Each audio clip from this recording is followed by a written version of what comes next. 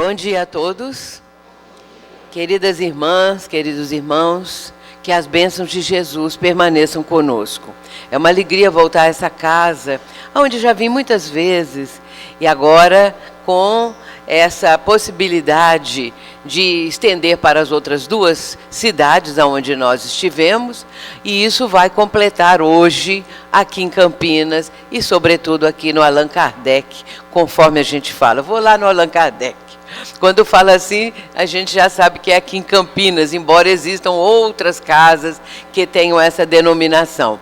Mas eu creio sempre que quando eu falo vou lá no Allan Kardec, já se subentende que é aqui em Campinas, que é esta casa tão amada por todos nós.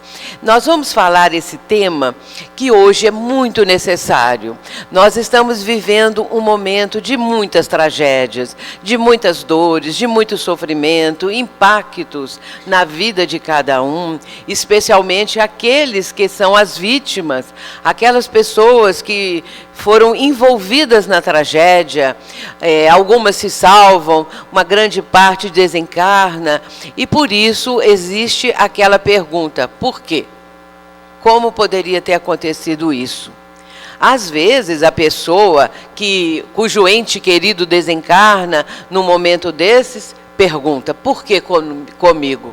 Por que na minha família? Por que não é no vizinho, outra pessoa? Por que teve que ser comigo? E assim por diante, as dúvidas, também a revolta, outras vezes a depressão, a tristeza profunda. E isso tudo vai envolvendo as pessoas que participaram da tragédia, outras não tão diretamente, porém envolvidas, ligadas a essas que estavam diretamente no sofrimento maior. E por isso nós ficamos sempre perguntando. E a doutrina espírita, nós sabemos, tem a resposta. Muitos espíritas são procurados nessa época, para que a pessoa possa ouvir a opinião da doutrina, a explicação, como que isso tem uma fundamentação, alguma coisa maior, alguma coisa mais séria, ou simplesmente é um azar, ou simplesmente, vamos dizer, estava escrito. E aí fica a pessoa a sofrer e também a manter uma dúvida, um questionamento, alguma coisa que talvez esteja no seu mundo íntimo, mencionando, dizendo que foi uma injustiça divina. Nós vamos falar, portanto, a respeito do Código Penal da Vida Futura e também as questões das tragédias coletivas, o porquê e como isso pode acontecer. Quero dizer que o Código Penal da Vida Futura está no livro Céu e Inferno. O Céu e Inferno é o 4º livro da codificação, mas ele é muito pouco conhecido do próprio meio espírita. Os espíritas não leem muito o Céu e Inferno. E nós precisamos conhecer porque é um livro excelente, extraordinário. E o Código Penal está na primeira parte do livro Céu e Inferno. Essa primeira parte, nós vamos encontrar ali Kardec fazendo várias abordagens a respeito da morte, a respeito do céu, a respeito do inferno, essas crenças que durante milênios e ainda hoje, não é? Permanecem, a questão do inferno, essa questão do céu, e assim por diante, entendidas da forma como até então, tradicionalmente, é explicada a questão dessas situações, céu, inferno, purgatório ainda existe, não existe, essas coisas todas. E nós vamos encontrar nessa primeira parte, no capítulo 7, intitulado A Carne é Fraca. Só o título já é bom, já chama atenção, porque será que a nossa carne, a nossa parte física, o corpo físico, interfere no espírito? É a parte do corpo físico que comanda ou que tem tanta interferência que pode modificar as coisas? E logo em seguida vem a questão do Código Penal. O Código Penal ele tem 33 itens. São espetaculares todos eles, porque nos mostram a questão do que acontece em relação àquilo que a pessoa passou na Terra. Aquilo que a pessoa realizou. Ao desencarnar, ela vai se defrontar com seus atos. Ela vai colher o que ela plantou, nós sabemos disso. Portanto, a partir daí é que Kardec vai explicando o que significaria a vida futura em relação àquela que a pessoa terminou aqui no campo físico, momentaneamente, mas que vai ter uma continuidade. E a partir daí, lembrando dessas tragédias todas, nós vamos também lembrar que as leis morais, as 10 leis morais, na questão 648 de O Livro dos Espíritos, Allan Kardec vai perguntar ao Espírito de Verdade, no capítulo 1º das leis morais, a lei divina ou natural, ele vai perguntar se as 10 leis que ele está apresentando, se seriam adequadas, apropriadas. Então, ele vai falar a lei de adoração, a lei de trabalho, a lei de reprodução. Aí ele vai falar a lei de conservação e destruição, que é essa que nos interessa aqui. A lei de destruição, a lei de conservação. Mas ainda ele pode falar da sociedade e progresso, liberdade e igualdade e, finalmente, a 10ª lei. A lei de justiça, de amor e de caridade. Os espíritos respondem que aquelas 10 leis assim que ele está propondo está muito bom. Porém, a mais importante é a 10ª. A lei de justiça, de amor e de caridade. Portanto, esse nosso tema está inserido na lei de conservação e destruição. Porque é ali que Kardec vai fazer as perguntas, no caso, ainda o professor Rivaio, não é? Compondo o Livro dos Espíritos, ele está apresentando as perguntas. Muito bem, então nós vamos começar fazendo uma introdução do assunto. Primeiramente, lembrar o instante em que os fariseus vão procurar Jesus. 2000 anos atrás. Os fariseus estavam curiosos, porque Jesus falava muito no reino dos céus, no reino de Deus, e eles queriam saber, afinal de contas, onde fica esse reino. E foram perguntar a Jesus. Interrogado pelos fariseus sobre quando vem o reino de Deus, olha a resposta de Jesus. Disse-lhes: o reino de Deus não vem de modo visível, nem dirão vede aqui ou vede ali, porque o reino de Deus está dentro de vós. Eu fico a imaginar que os fariseus não gostaram da resposta, porque eles queriam uma resposta objetiva. Agora, saber que o reino de Deus está dentro de vós, ora, como que isso era possível? É claro que eles foram embora, e eu, na minha opinião, os fariseus não ficaram satisfeitos com a resposta. Mas nós sabemos da importância da resposta. Isso está em Lucas, capítulo 17, versículos 20 e 21. Vamos trazer aqui alguns textos para entendimento do assunto. Primeiramente, as expiações coletivas, que é um item da questão, do tema Questões e Problemas no livro Obras Póstumas. A humanidade se compõe de personalidades que constituem as existências individuais e das gerações que constituem as existências coletivas. Umas e outras avançam na senda do progresso, por variadas fases de provações, que, portanto, são individuais para as pessoas e coletivas para as gerações. É irresistível esse progresso do conjunto e arrasta as massas, ao mesmo tempo que modifica e transforma em instrumento de regeneração os erros e prejuízos de um passado que tem de desaparecer. Lendo isso, nós ficamos a pensar a história da humanidade. Ou seja, a nossa própria história. Fomos criados por Deus, mas nós não fomos criados bonitinho igual nós estamos hoje, não. Nós fomos criados lá, o homem e a mulher das cavernas. Nós éramos lá, aqueles lá. Começamos assim, porque ninguém começou do ápice. Todo mundo começou do começo, do zero. E ali vai começar a trajetória evolutiva. Zero de livre-arbítrio ainda, zero de tudo. Mas o homem da caverna, ele tinha inteligência, porque os espíritos são seres inteligentes da criação, que é a questão 76 do Livro dos Espíritos. E em outros momentos também, em outros questionamentos, os espíritos vão falar que nós somos os seres inteligentes da criação. Nós somos espíritos encarnados, imortais, e estamos vivendo uma vida passageira, transitória. Então, o que acontece? O homem das cavernas resolve sair da caverna. Para melhorar a sua situação, ele vai arrumar uma tenda, qualquer coisa, para sair dali. E aí ele começa a sua trajetória. E aí o livre-arbítrio vai acontecendo, e se ampliando, e cada vez mais. Até chegarmos aos dias de hoje. Aqui nós estamos vendo que nós temos uma expiação coletiva. Nós temos, primeiramente, uma existência individual. E temos as existências coletivas. Podemos ter expiações individuais e podemos estar no conjunto das expiações coletivas. Isso tudo é importante para nós entendermos esse mecanismo do progresso, da lei de evolução, de que as coisas vão se somando, vão se acrescentando. E aí o passado tende a desaparecer. É claro, para novos surgimentos, novas experiências que vão se somando cada vez mais.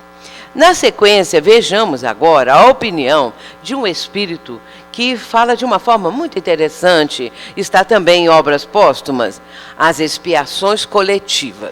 É a Clélia de Plantier.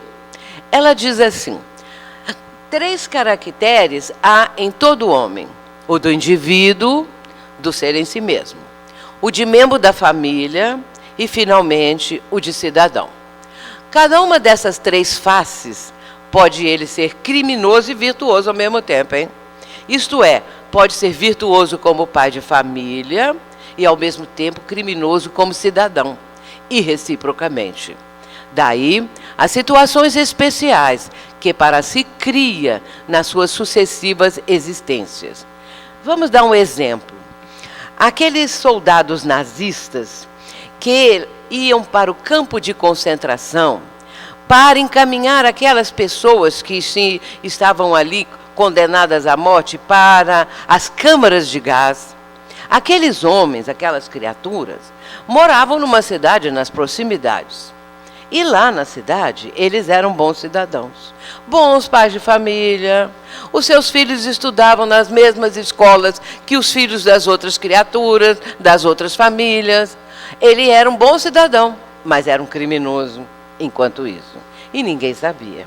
Portanto, a pessoa pode ser também, ao contrário, um tirano dentro de casa e ter, assim, uma vivência em sociedade de uma pessoa muito educada, muito cordata, com situações que as pessoas vão dizer que ela que aquela criatura é uma pessoa de fina educação.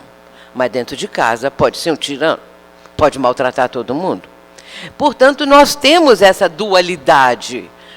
Já vivemos isso, agora nós estamos ajeitando a nossa vida para que não tenhamos esse lado sombra, como diz Carl Gustav Jung, tão presente. É preciso que haja uma vivência que vá aos poucos superando esse lado sombra para que a criatura caminhe, então, em direção a algo maior. Vamos ver agora o Código Penal da Vida Futura. Como eu disse, são 33 itens, mas nós vamos falar só uns 3 ou 4. Porque realmente não teríamos tempo e nem teria necessidade. No primeiro item, olha o que Kardec vai perguntar. O que acontece com o espírito quando ele desencarna, não é? E vai para o mundo espiritual? O que acontece? Aí vem a resposta. O espírito sofre na vida espiritual as consequências de todas as imperfeições que não conseguiu corrigir na vida corporal. O seu estado feliz ou desgraçado é inerente ao seu grau de pureza ou impureza. Claro que o indivíduo, o espírito, ele vai receber no mundo espiritual o resultado do que ele plantou. Ele vai colher aquilo. Então, ele se defronta com tudo o que ele fez ou de bom, ou de mais ou menos, ou de negativo. Então ele se defronta com aquilo, não é? Agora, isso vai depender dele ser feliz ou não no mundo espiritual, de acordo com aquilo que plantou e o que está colhendo. Mas vamos continuando. Sendo infinita a justiça de Deus, o bem e o mal são rigorosamente considerados, não havendo uma só ação, um só pensamento mau que não tenha consequências fatais. Como não há uma única ação meritória, um só bom movimento da alma que se perca, mesmo para os mais perversos. Por isso que constituem tais ações um começo de progresso. Isso é muito importante. E isso é uma responsabilidade muito grande nossa, saber que não há uma só ação que se perca. Não há um só pensamento que fique aí e se dissolva, se anule, desapareça. Não. Tudo está registrado na nossa história, no nosso livro pessoal. Portanto, uma ação má, um pensamento mau pode ter consequências fatais. E uma ação meritória tem um valor muito grande, porque isso faz com que, ao desencarnar, aquele espírito, aquela criatura, vá receber o resultado da sua ação meritória, de alguma coisa que fez. É um crédito que a pessoa conseguiu para a sua história, né? Perante a contabilidade divina e tudo mais. Agora, isso vale para os mais perversos.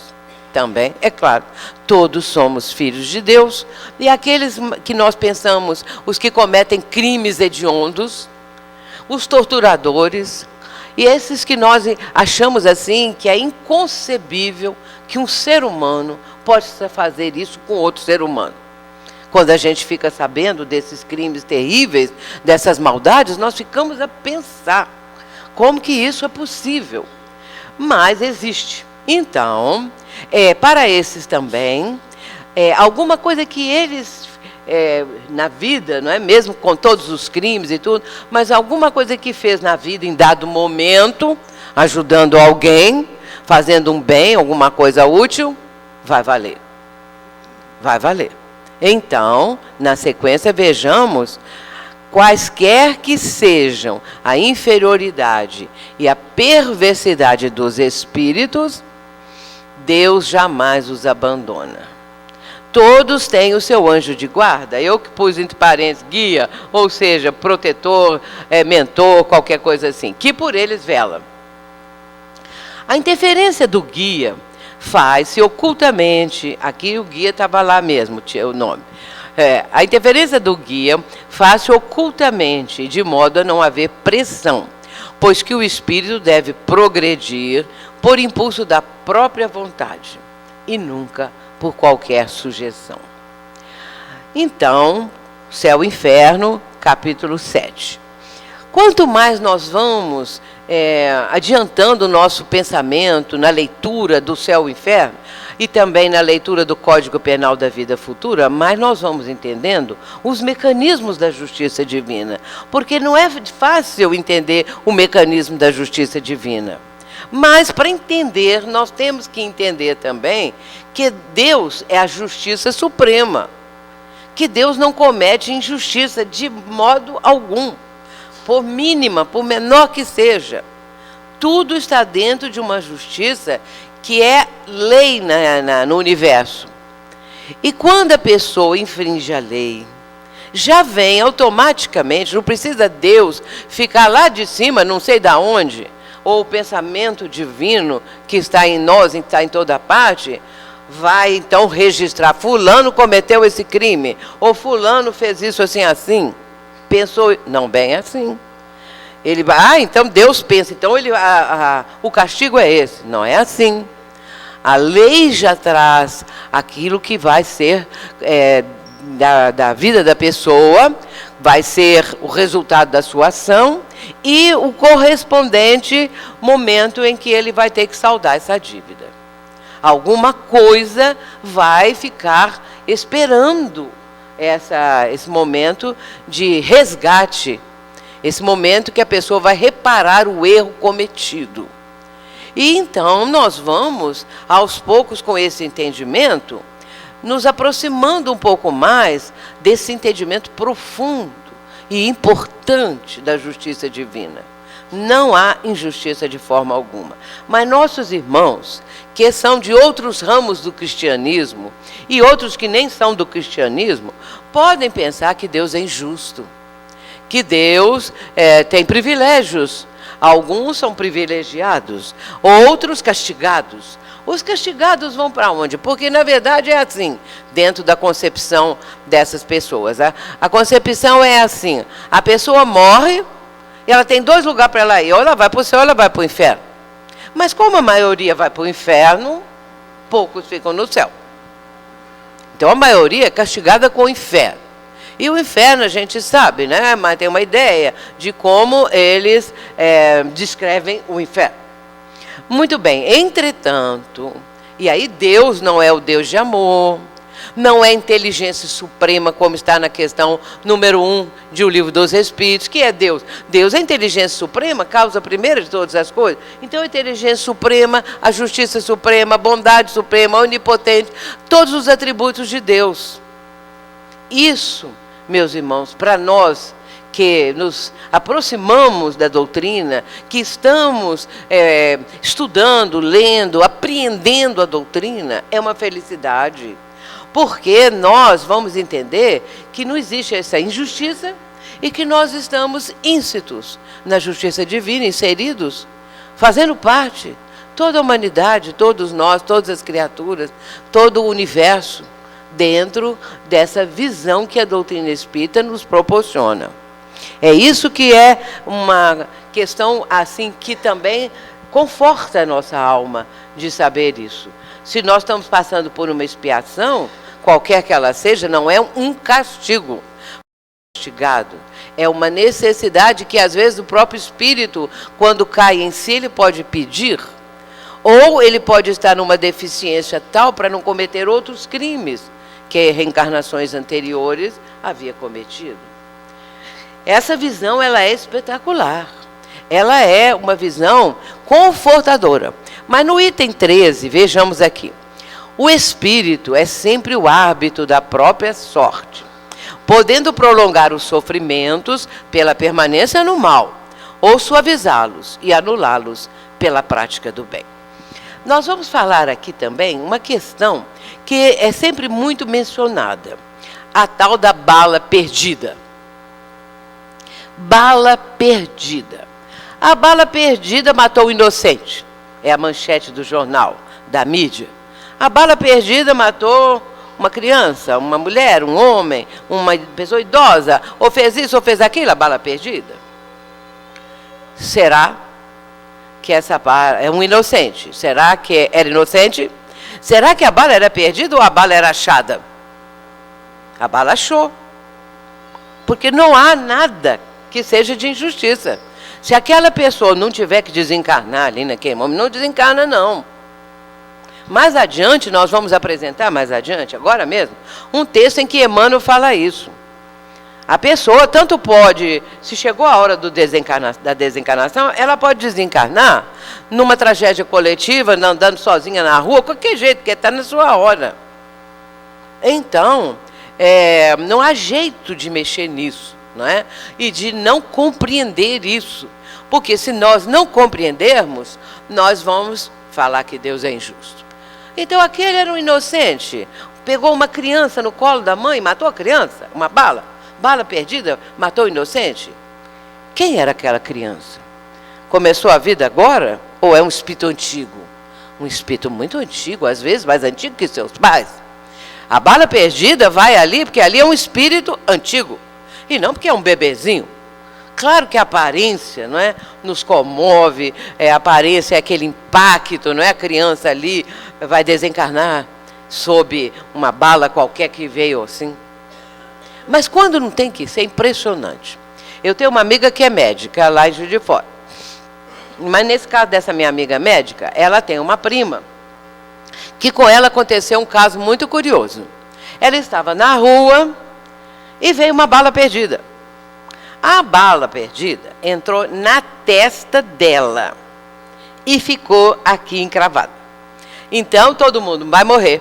Morreu. Tem poucos minutos de vida. Levaram correndo para o hospital. Chegaram lá, a bala não entrou não, ela ficou só engatalhada aqui. Então, aí eu, por exemplo, na minha santa ignorância, eu pensei assim, essa bala, ela já devia estar com a velocidade menor, porque se ela tivesse com a velocidade de impacto, ela entrava. Isso eu que raciocinei assim, né? E ela também, eu conversando com essa minha amiga, ela falou assim, pois é, foi só tirar a bala ali do osso e pronto. A pessoa ficou boa, não teve mais nada. Então, se tivesse que desencarnar, mas a bala entrava aqui, não tinha jeito, não é? Então, a gente vê as coisas com esse prisma também, que a doutrina mostra, só o Espiritismo para explicar uma coisa dessas. A doutrina, a reencarnação, aí é preciso a reencarnação no meio disso tudo. Muito bem, agora vamos dar uma continuidade, porque a culpa esculpida na consciência promove a necessidade da reparação. Porque o Código Penal da Vida Futura, na parte final, os últimos itens, mostrando qual é o caminho da reparação.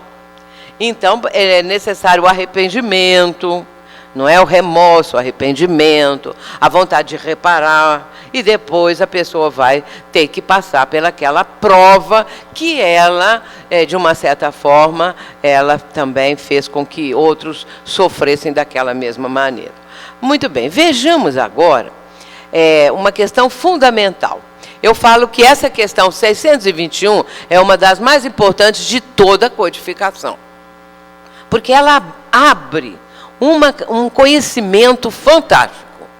Kardec vai fazer uma pergunta muito importante, porque Kardec, eu falo sempre, Kardec, ele sabia a resposta. Professor Rivaio, né?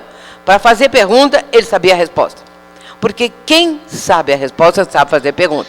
Porque senão não sabe fazer pergunta. Agora há pouco tempo desencarnou um jornalista, acho que em São Paulo ou Rio de Janeiro, não sei bem, e eu não conhecia assim de nome. Então, uma das frases dele é a seguinte: o importante é a pergunta. Ele fala isso, a frase eu copiei, coloquei no meu livro dos Espíritos na contracapa. O importante é a pergunta, porque da pergunta pode sair uma matéria fantástica. E é assim. Quando Kardec pergunta o que é Deus, por exemplo, olha a pergunta, que importante. E lá vai por aí afora, não é? Agora, onde está escrita a lei de Deus? Os fariseus perguntaram a Jesus, Jesus falou, o reino de Deus está dentro de vós. Aí vem o professor Rivaio, não é, com o pseudônimo de Allan Kardec, e vai perguntar onde está escrita a lei de Deus. Aí a resposta é sucinta e é fantástica. A lei de Deus está escrita na consciência. É o reino, não é? Na minha opinião, podemos admitir, podemos entender que o reino de Deus é exatamente essa lei divina que está na nossa consciência. Então, quando fomos criados por Deus, nós recebemos do Pai uma série de atributos. Nós temos muitos atributos, muitas potencialidades que recebemos de Deus, a partir da inteligência. E aí podemos fazer aqui, isso aí já é um outro seminário, a respeito dessas nossas potencialidades, né? Eu escrevi 2 livros sobre esse assunto, Os Poderes da Mente e Mentes Interconectadas, exatamente porque mostrando essa importância da mente. E aí, nesse caso, se nós estamos com a lei divina na nossa consciência, nós já aprendemos a fazer juízos de valor, nós já temos uma consciência das coisas, e o espírita por excelência, porque estamos sabendo disso tudo. Isso é muito importante, não é? A Joana de Ângeles, ela vai explicar essa questão da consciência. Ela diz assim, a consciência não é a inteligência no sentido mental. Olha a diferença. Mas a capacidade de estabelecer parâmetros para entender o bem e o mal, optando pelo primeiro e seguindo a diretriz do equilíbrio, das possibilidades latentes, desenvolvendo os recursos atuais em favor do vir a ser, ou seja, do futuro. a consciência nos seus variados níveis, consubstancia a programação das ocorrências futuras, através das quais conquista os patamares da evolução. Vocês estão vendo que tudo isso é o caminho para chegar nas tragédias, né? Porque nós não podemos falar da tragédia sem falar isso tudo aqui para o raciocínio. Porque a doutrina espírita é a fé raciocinada. Quanto mais a gente lê o livro dos Espíritos, estuda e medita, nós vamos ver o seguinte, que a doutrina tem um raciocínio tão lógico, uma didática fantástica, que o professor Rivai imprimiu nos seus livros, né? Passou para os livros. Então, ela nos mostra esse raciocínio lógico, que nós temos que raciocinar. Não é? Nós não vamos só falar assim, bom, a tragédia coletiva é porque eles tinham que passar por aquilo e pronto, acabou. Mas nós temos que saber por quê, como que é o mecanismo, e lá vai por aí afora. Né? Como a misericórdia divina se evidencia na nossa vida? Vamos ver. Primeiramente, o amor de Deus a todos os seus filhos. Ninguém fica de fora, ninguém. E a gente pode pensar, mas e aquele homem-bomba? E aquele lá que é o torturador? E enfim, aquele grupo de pessoas que fazem todas essas atrocidades, né, em relação aos seres humanos. Mas Deus ama todos, porque Deus sabe... Não é? Da sapiência divina, a sua sabedoria, é que esse filho também um dia vai voltar. Não é? Vai voltar. Nós estamos vivendo a grande transição planetária. E como disse Jesus lá no Sermão do Monte, bem-aventurados os mansos, os pacíficos, porque eles herdarão a terra. Quem vai herdar a terra? E que terra é essa? É a terra da regeneração, desse novo patamar. Nós estamos na categoria dos mundos. Ela é bem interessante. Allan Kardec coloca, não é, que na categoria dos mundos, a Terra é um planeta de provas e expiações. Abaixo de nós, só os mundos primitivos. Então, meus irmãos, nós estamos em penúltimo lugar. Não é assim um lugar maravilhoso, não. É penúltimo. Nós já estamos pertinho, saímos um pouquinho lá dos mundos primitivos. Mas a Terra vai passar pela lei do progresso, não é? Para o mundo de regeneração. Mas quem vai ficar no mundo de regeneração? O mundo de regeneração é um mundo de padrão vibratório superior. Isso é que é preciso termos em mente. Esse padrão vibratório atual da humanidade não é um padrão vibratório superior. É um padrão vibratório pelo contrário. Mas acontece que existe já um número de pessoas que nós não podemos avaliar quanto, que já estão buscando uma vibração mais elevada pelos atos, pelas atitudes, pela vida honesta, pelo trabalho no bem. Esses já têm um padrão vibratório melhor. Esses ficam. Os que não vão ficar são esses outros ligados à criminalidade, à maldade, à perversidade, porque o padrão vibratório deles é inferior. Eles vão para o mundo inferior de castigo? Não. É o mundo que tem o padrão vibratório que eles apresentam. Então, por atração, eles vão desencarnando aqui e não voltam mais. E vão, posteriormente, encarnar, que vai ser a primeira vez, né, no mundo inferior, que tem o padrão vibratório que eles apresentam. Então, é a lei de atração. E aí não é castigo, é da lei. E vão ficar os mansos, os pacíficos, os bons e os propensos ao bem. Então, o amor de Deus se manifesta assim. Essa mudança, não é, desse padrão, essa questão desses nossos irmãos irem para o mundo inferior, é exatamente aquela parábola do joio e do trigo. O trigo fica, e o joio vai ser lançado em molhos e queimado. Não é? Então, é o momento da separação, realmente, só por aí. Justiça perfeita, equânime, com equidade. Lei do progresso, que é a evolução. Reencarnação é a chave de tudo. se não aceitar a reencarnação, a pessoa não consegue entender. Porque se ela pensa que a criança nasceu, durou 8 meses, veio uma bala perdida e matou aquele filho daquela pessoa, como é que ela vai aceitar? Se ela não compreende nada. Só se aceitar a reencarnação que ela vai compreender. Que aquele bebezinho que está no seu colo, ele é um espírito antigo. Não é fácil para a pessoa entender isso, né? Para nós já é uma coisa tão tranquila, tão fácil de entender, não é? Então a reencarnação é a chave. Livre-arbítrio, que a pessoa vai, aos poucos, exercendo o livre-arbítrio, mas ele tem um limite. Não é a pessoa desatinada e fazer toda sorte de loucuras, ela pode até fazer numa outra existência, ela vem com limitações, para não repetir os mesmos erros, até um benefício para a pessoa. Agora, eu sempre gosto de dizer o seguinte, vamos ter cuidado. Quando nós nos defrontarmos com uma pessoa com uma deficiência física, muito, vamos dizer, olhando assim, nosso olhar para a pessoa sofrida, muito assim triste, não vamos dizer que ali está um criminoso de guerra, um nazista, um torturador, não podemos dizer isso, não devemos. Porque às vezes a pessoa, o espírito pediu para evitar outros problemas maiores, ou pediu para dar um salto de qualidade. Então é nesse ponto que nós vamos chegar nas provas coletivas. Uma das coisas importantíssimas é a certeza da vida futura. Também, se não houver essa certeza, o que a pessoa tem de esperança? Nenhuma. Morreu, acabou. Pronto. Mas a vida futura é uma vida que abre uma esperança. É uma vida que abre uma outra proposta, um novo horizonte, uma nova forma de pensar. Aí sim, é a vida futura.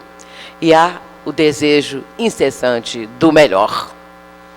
Todo espírito, encarnado ou desencarnado, tem esse desejo. O melhor. Seja no campo material, seja no campo psicológico, espiritual, alguma coisa melhor. Então, quando o homem das cavernas saiu da caverna para fazer uma coisa qualquer, para ele morar diferente, ele queria o melhor. E até hoje nós queremos o melhor no campo material, tanto quanto também no campo espiritual. Muito bem, agora que nós vamos começar da lei de destruição, que é chamada aí em O Livro dos Espíritos, flagelos. Flagelos destruidores, não é? Então, é a forma da denominação que o Livro dos Espíritos mantém. Vejamos o texto. A pergunta: com que fim Deus castiga a humanidade por meio de flagelos destruidores para fazê-la progredir mais depressa? É preciso que se veja o objetivo para poder apreciar os resultados. Como os julgais somente do vosso ponto de vista pessoal, dai-lhes o nome de flagelos, em virtude do prejuízo que vos causam. Muitas vezes, esses transtornos são necessários para que mais depressa se chegue a uma ordem melhor de coisas e para que se realize em alguns anos o que teria exigido muitos séculos. Meus irmãos, é a questão 737. A nossa mentalidade atual, a nossa compreensão das coisas, talvez ache isso aqui muito absurdo. Pode achar também que não deveria ser assim. Mas, se nós ampliarmos o nosso raciocínio, nós vamos começar a entender, não é? Esses transtornos são necessários muitas vezes para que se chegue mais depressa a uma ordem melhor de coisa. Referindo-se, por exemplo, a questões do globo, não é? Do próprio planeta, a uma questão também de uma coletividade, de uma comunidade e assim por diante. Nós não podemos avaliar isso, porque a nossa pequena condição espiritual não nos dá uma visão mais ampla.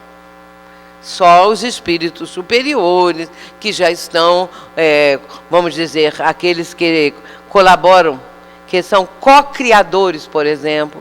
Deus é o Criador, mas existem os espíritos co-criadores, que Jesus é um deles. Então, esses espíritos é que têm essa visão, não é, mais profunda. Mas a doutrina vai nos mostrando, vai nos abrindo o raciocínio, e nós começamos a refletir. Porque uma das coisas que nós espíritas, ou que os que estão se aproximando, outros que já dizem mesmo que são espíritas e procuram viver a doutrina e tudo mais, nós já temos uma outra compreensão. Nós já vamos com o nosso pensamento mais avançado. Aí vem um ponto importantíssimo. Não apenas ler, refletir aquilo que a doutrina nos transmite, mas também pensar o Espiritismo. Pensar a doutrina. Pensar. Pensar é ler, refletir e ficar pensando. Como que é isso, não é? Como que nós podemos apreender, trazer para a nossa vida? Nós começamos a pensar o Espiritismo. E depois nós vamos pensar e viver como espírita. Aí sim. Bom, a pessoa às vezes está passando uma encruzilhada na vida terrena. E aí ela fica na dúvida, o que é que eu vou fazer? E aí ela lembra, eu sou espírita. Eu aprendi isso assim, assim, isso assim, assim. Eu vou agir como espírita. E não vou agir como o resto da humanidade age. Não é? Então vai todo aquele grupo grande, aquela manada, como se diz entre aspas, né? Agindo todo mundo da mesma forma, sem pensar. Mas nós temos que pensar. Porque eu sou espírita. Como espírita, o que eu vou fazer? Como eu vou agir? E aí nós estamos pensando a doutrina para vivenciá-la. Mas aí vejamos mais, tem mais coisa ainda. Kardec esclarece: quer a morte venha por um flagelo, eu falei isso agora mesmo, né? Ou por uma causa comum, ninguém deixa de morrer quando houver soado a hora da partida. A única diferença, em caso de flagelo, é que parte ao mesmo tempo o maior número de pessoas. Dentro dessa lei da destruição, não é? Que é preciso, às vezes, acontecer uma coisa assim muito grande para melhorar, para modificar, não sabemos propriamente qual era o resultado daquilo. Aquele tsunami que matou mais de 200 mil pessoas, não é? Uns anos atrás, aquilo é uma coisa assim que a gente fica perplexo, né? Mas aí pensamos, e Brumadinho, e lá em Mariana, e aqueles 10 garotos lá, fechados lá dentro, e nós ficamos pensando, porque é para pensar mesmo. E aí nós vamos começar a entender, bom, chegou a hora da partida. Mas tinha que ser assim? E por que tinha que ser assim? Até nós nos perguntamos, não é? Aí vamos para frente mais um pouquinho. Quem vai falar agora é Emmanuel. Emmanuel vai desdobrar tudo isso. Então, o título da mensagem dele é esse: Desencarnações Coletivas. Vamos ver o que ele está dizendo. Ele afirma: reconhecemos em Deus o perfeito amor, aliado à justiça perfeita. E o homem, filho de Deus, crescendo em amor, traz consigo a justiça imanente, convertendo-se em razão disso, em qualquer situação, no mais severo julgador de si mesmo. Porque essas criaturas que eu mencionei, não é? Que todos aqui têm no pensamento, que já leram, que sabe que existe, todo mundo sabe. Os perversos, os que cometem esses crimes terríveis, os que torturam outro ser humano. Então, esses, quando eles começarem a despertar, porque isso um dia vai acontecer, eles não vão ficar perpetuamente assim, pela lei do progresso, pela lei de evolução, eles começam a sentir falta de alguma coisa, começam a ficar inquietos, a consciência começa então a despertar, vem o que? O remorso, vem o arrependimento. E a partir daí eles se tornam o mais severo julgador de si mesmo. É por incrível que pareça. Porque aí a pessoa, ela não se sente confortável. Ela está incomodada com aquilo, ela tem que dar um jeito tem que fazer qualquer coisa. Então ela vai construir aonde ela destruiu, num processo reencarnatório. E onde ela fez o mal, ela vai tentar fazer o bem. É uma coisa, assim, interessantíssima. E já existem muitos exemplos fantásticos de pessoas fazendo o bem, ajudando o próximo. Ontem mesmo eu recebi um arquivo, esqueci o nome do negócio, eu recebi contando o caso, que é lá em Barbacena, perto de Juiz de Fora, não é? Barbacena é muito pertinho de Juiz de Fora. Lá existe uma comunidade de um homem italiano. Ele veio um homem que vivia uma vida de abastança. Ele era rico. Os pais são ricos. Mas ele veio para o Brasil para ajudar os brasileirinhos, como diz o texto. E ele criou, ali em Barbacena, um local aonde ele ajuda as crianças, que mais de 400 crianças, e já acho que é 19 anos que ele faz esse trabalho. Então, o trabalho dele é uma coisa maravilhosa, promovendo. Então, ele diz que a vida dele tem 3 questões básicas. Primeiro, amar. Segundo, educar. Terceiro, profissionalizar.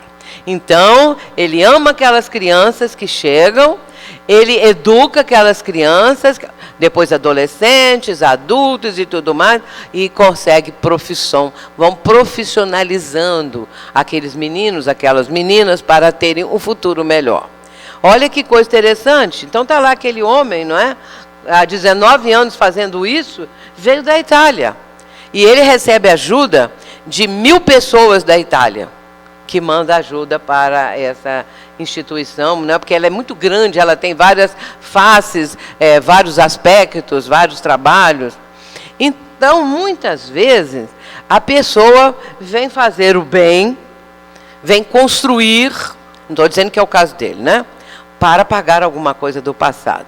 Aquelas outras que já são abnegadas por si mesmas, vêm também para ajudar, para dar o exemplo e tudo mais. Mas vejamos o que Emmanuel acrescenta. Criamos a culpa e nós mesmos engenhamos os processos destinados a extinguir-lhe as consequências. Criamos a culpa e depois a própria pessoa vai fazer tudo para reparar o erro, extinguir as consequências de todos os atos. Nas reuniões mediúnicas a gente vê muito isto. É impressionante como nas mediúnicas esses espíritos que se comunicam, não é? Trazem esse passado. Estão presos ainda ao passado. Uns estão se vingando daqueles que foram seus algozes na reencarnação anterior, às vezes séculos atrás, não é? E que hoje, encarnados, são vítimas daqueles que eram vítimas, que agora se transformaram em algozes. E é então uma coisa assim impressionante. E eu estava até comentando, porque ontem lá em Indaiatuba eu fiz o tema mediunidade e obsessão em criança, na infância e na adolescência. E então, há mais ou menos um mês, nós tivemos o caso de uma menina, aliás, que com 10 anos começou a se automutilar. Então, com uma idade tão pouca assim, é mais raro, né? É sempre um pouquinho mais para adiante, para a adolescência, já puberdade ali, mas ela com 10 anos. Então, a mãe levou, nós ficamos muito condoídos com a situação, e aí levamos o nome para a reunião de desobsessão. E depois veio o espírito. O espírito diz assim, aquela lá, que vocês estão falando aí muito, aquela lá, que é uma criança, como vocês falam, não é criança não, é uma mulher. Ele a vê como mulher, né? Aquela lá é uma mulher que foi sanguinária, que foi assassina, que fez isso, que fez aquilo, que não sei o que e tal e coisa. Então, hoje ele tem aquela ideia de cobrar, porque acha que ele tem que fazer a justiça com as suas próprias mãos. Mas a gente sabe também que Essa mãe que levou a menina, o filho dela e ela já frequentam lá. Essa menina de 10 anos tem um irmão que já está com 17 anos. E eles já frequentam há mais tempo. E a menina agora começou a ir também, depois que apresentou esse quadro. E aí a gente vê que eles vão ter uma oportunidade, ela também, não é?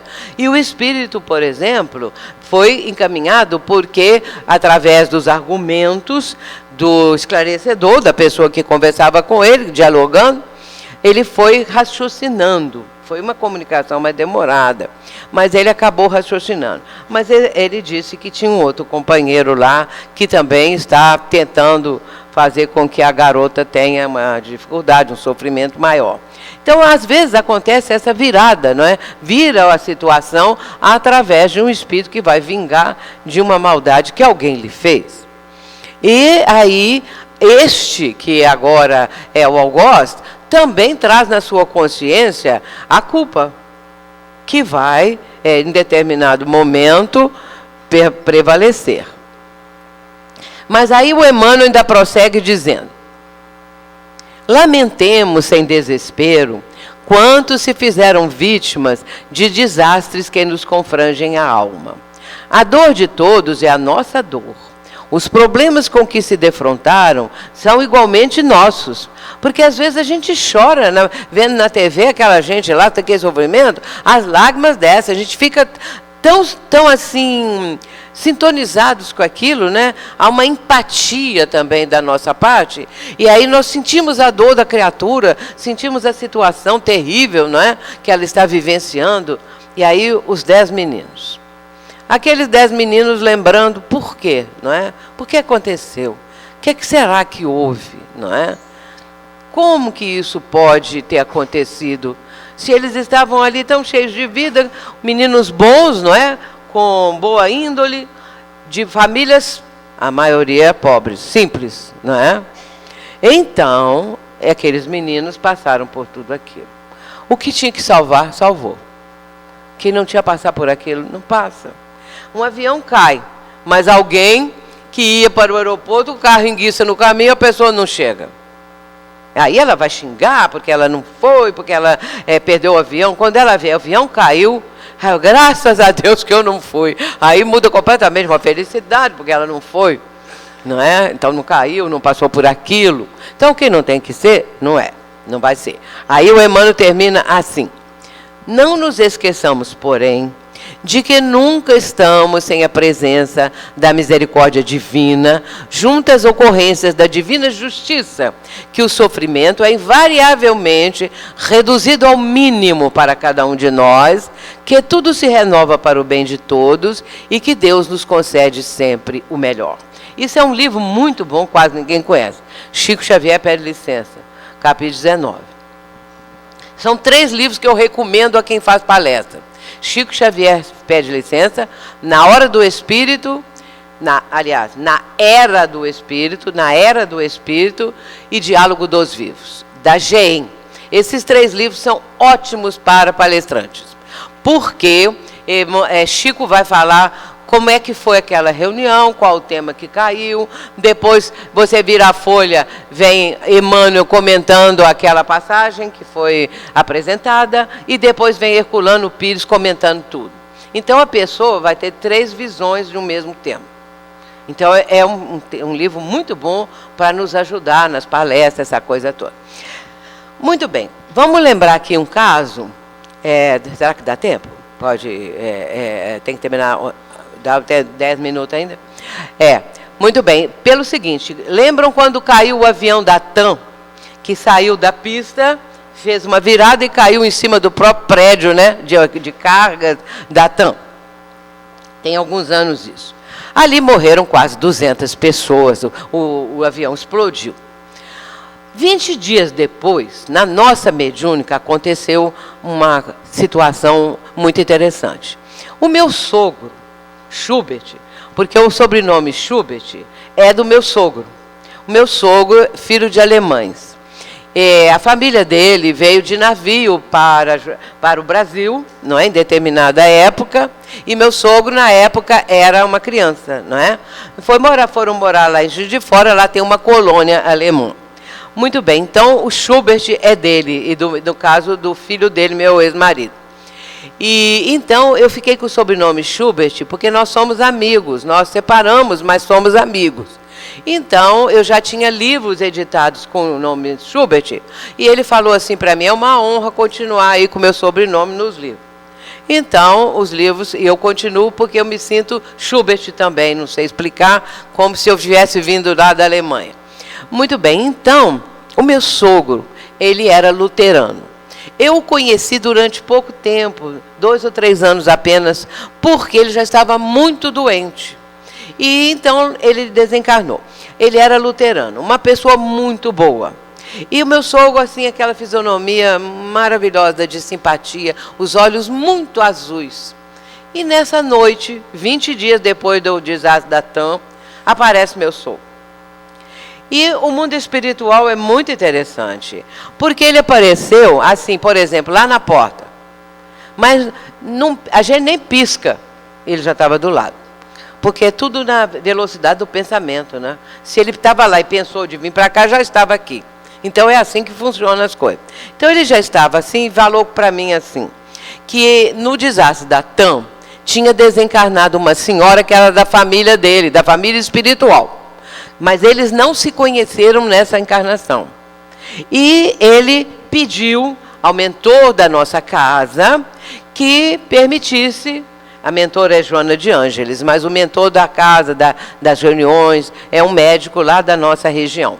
Então, pediu se poderia trazer essa senhora para ela despertar na reunião. Porque eles estavam inconscientes. Aí que vem aqui essa parte aqui do Emmanuel também. E aí ele falou isso e eu vi chegando, parecia assim 2 enfermeiros, trazendo uma senhora. Não é? Ela estava com a cabeça baixa, chorando. E imediatamente eu dei passividade. E ela só chorava. E só falava assim: ai meu Deus, ai meu Deus. Ela estava acordando. E ela estava se conscientizando que tinha morrido. Não é? Aí a pessoa lembra da família, lembra de uma... Ela não falava, mas eu ia captando aquilo, né? E ela só ficava: ai meu Deus.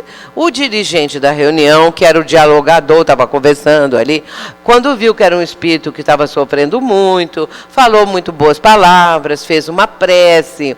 E ela então foi levada já um pouco mais calma, um pouco mais serena, foi levada.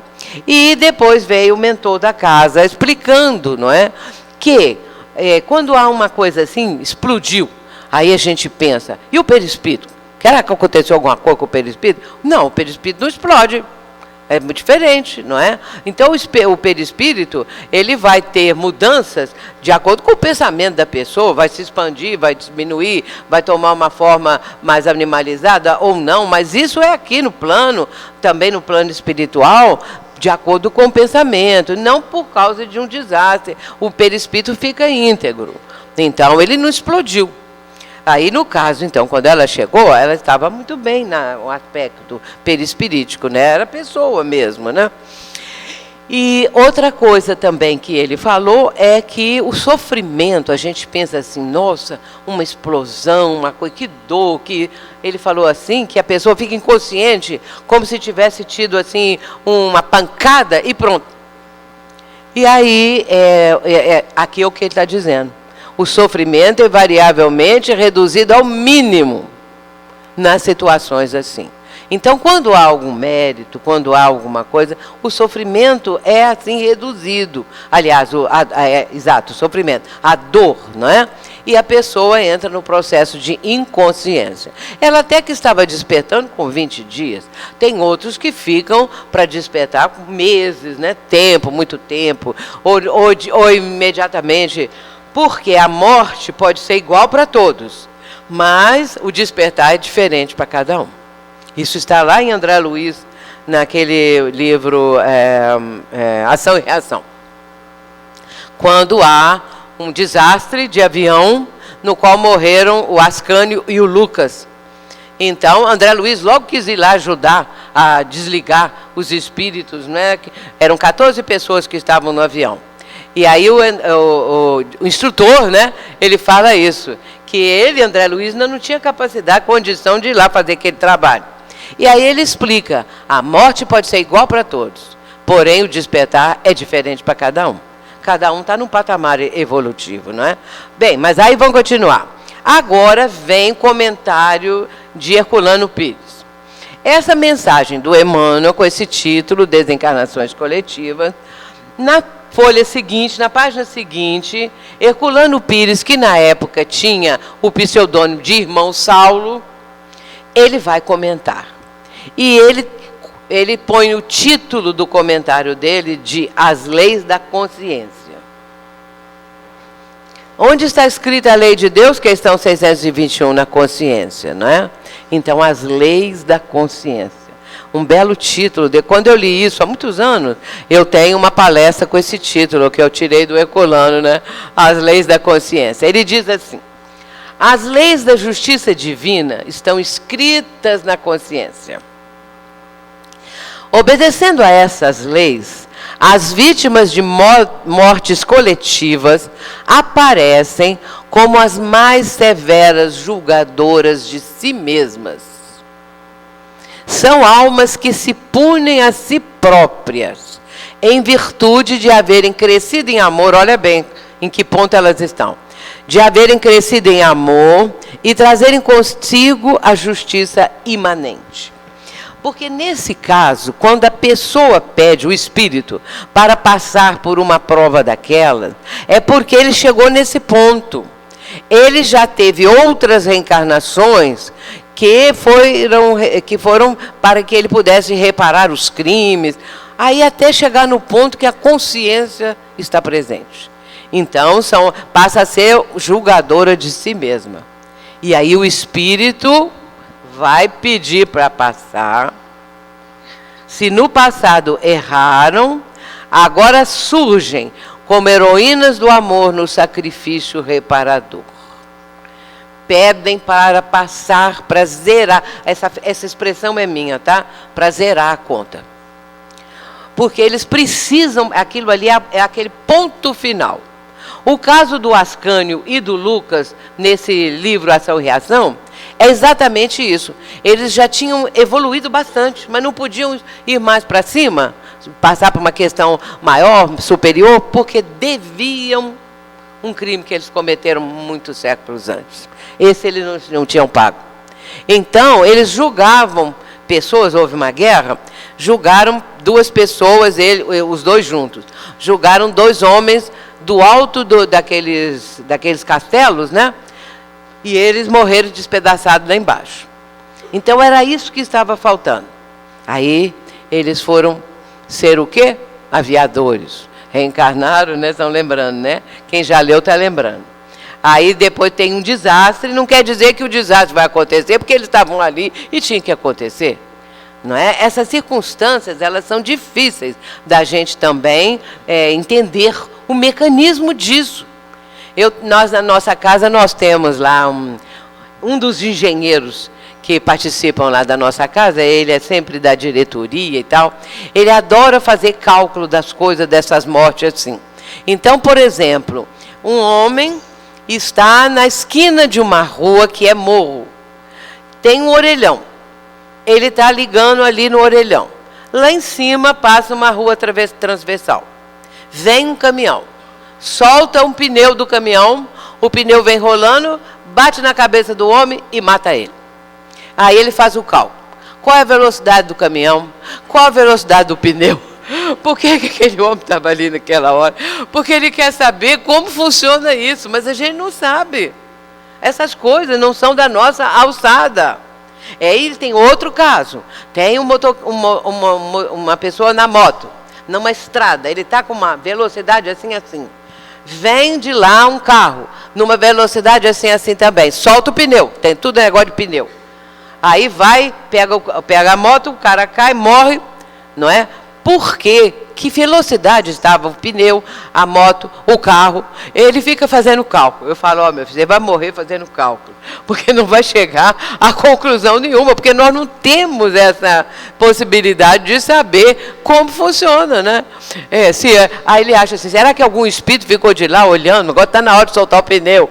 Então não é bem assim, né? Então, se fosse assim, era uma coisa muito interessante. Muito bem, então, esses espíritos, não é? Quando chegam nesse ponto, que é o caso do Ascânio e do Lucas, é caso que cabe direitinho aqui. Eles já estavam com muito amor no coração, querendo reparar o mal que fizeram muito tempo atrás, e aí eles querem passar por aquilo que eles infligiram à própria pessoa. Bom, esse é o caso. Pode acontecer também de que seja algo que, no processo reencarnatório de uma pessoa que cometeu muitos crimes, mas já estava arrependida e já queria reparar o seu mal, né, o mal que havia feito, essa coisa toda. Aí a espiritualidade programa o retorno, o processo reencarnatório. Muitas vezes ele vai precisar passar por uma série de experiências. No livro Missionários da Luz, nós temos o caso do Segismundo. Porque o Segismundo, ele matou o Adelino, que viria a ser o pai dele depois, não é? Então, por quê? Era um triângulo amoroso, uma mulher e 2 homens. E o Segismundo, para ficar livre do rival, matou ele. Então, ele cometeu um crime, não é? Mas aí ele ia retornar, ele ia reencarnar. A espiritualidade programando o retorno dele. O espírito é o Alexandre, que é o mentor de André Luiz nessa obra. Cada obra de André Luiz tem um mentor. Então, é o Alexandre. E ali eles estão preparando o processo reencarnatório. Houve a miniaturização do perispírito do Segismundo. Mas aquele que seria o pai foi a vítima. E aquele que seria o pai não aceitava. Porque ele foi assassinado por aquele que queria ser filho dele. Aí houve aquela história toda de conseguir que ele aceitasse, né? E tal. Então aí a gente vê o seguinte, ele cometeu um crime, ele ia renascer até que o corpo dele, corpo físico, seria um corpo mais ou menos equilibrado de saúde, até um certo momento, quando ele vai adquirir uma enfermidade cardíaca, alguma coisa assim, não é? Então, nós sabemos que muitas vezes a doença é a cura do espírito. O espírito vai passar por aquilo, porque precisa. Porque através da doença está filtrando, está trazendo à tona os erros do passado. Aquela condição perispirítica, não é? Que está desequilibrada, para que através do corpo físico haja uma espécie de drenando energias malévolas, mazelas do passado. Então, muitas vezes, a pessoa reclama da doença. É claro, todo mundo vai reclamar, não vai querer ficar doente, mas muitas vezes a pessoa tem uma enfermidade qualquer e morre com aquela enfermidade. Tem outras que têm a mesma doença e se salvam. Então, salvou por quê? Porque drenaram, porque não precisava chegar àquele ponto.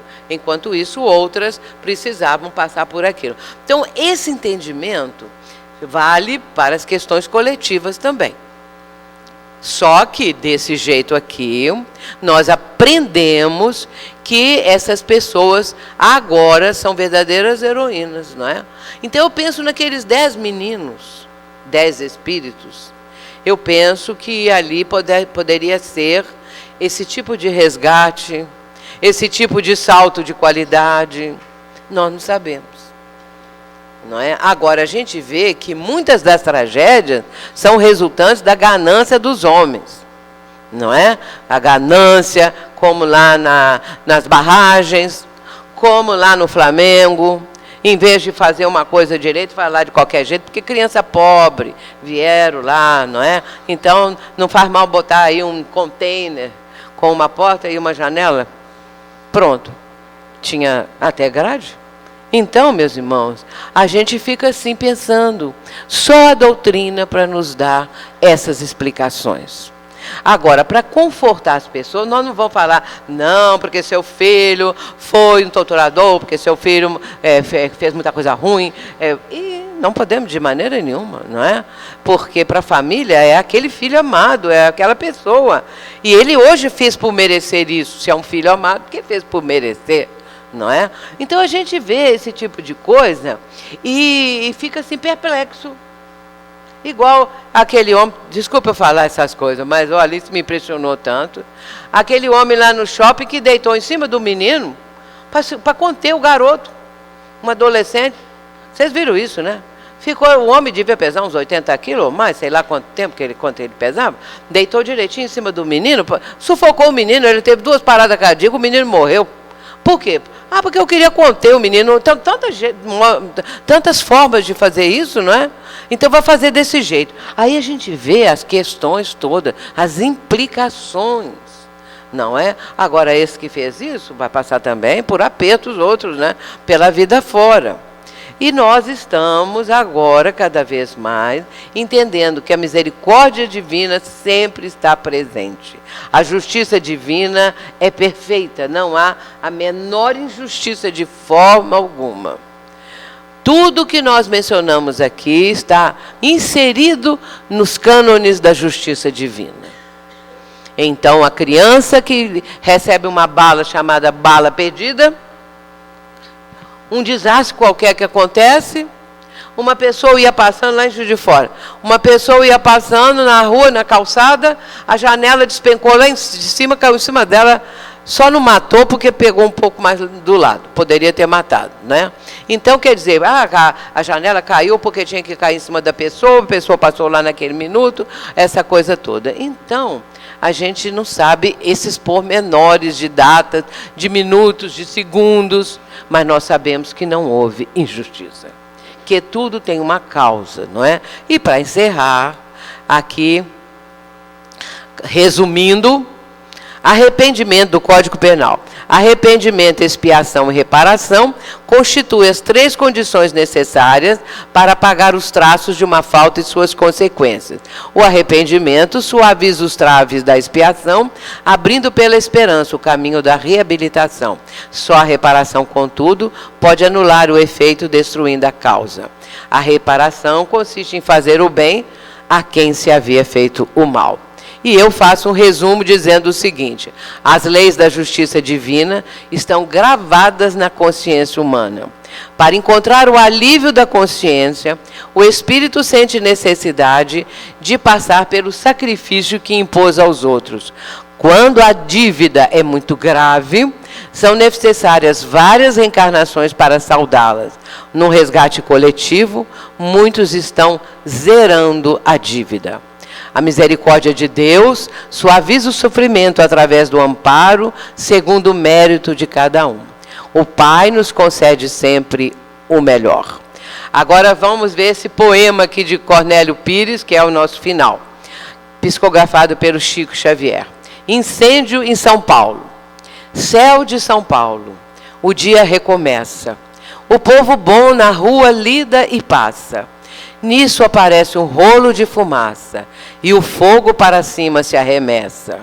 A morte inesperada age possessa, e enquanto ruge, espanca ou despedaça, a terra unida ao céu a quem se enlaça, é salvação e amor servindo à pressa.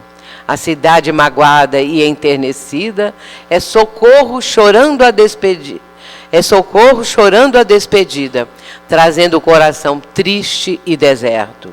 Mas vejo em prece, além do povo aflito, braços de amor que chegam do infinito e caminhos de luz no céu aberto. É a misericórdia divina. Que Jesus nos abençoe, meus irmãos. Muita paz, muito obrigada. Até uma próxima vez.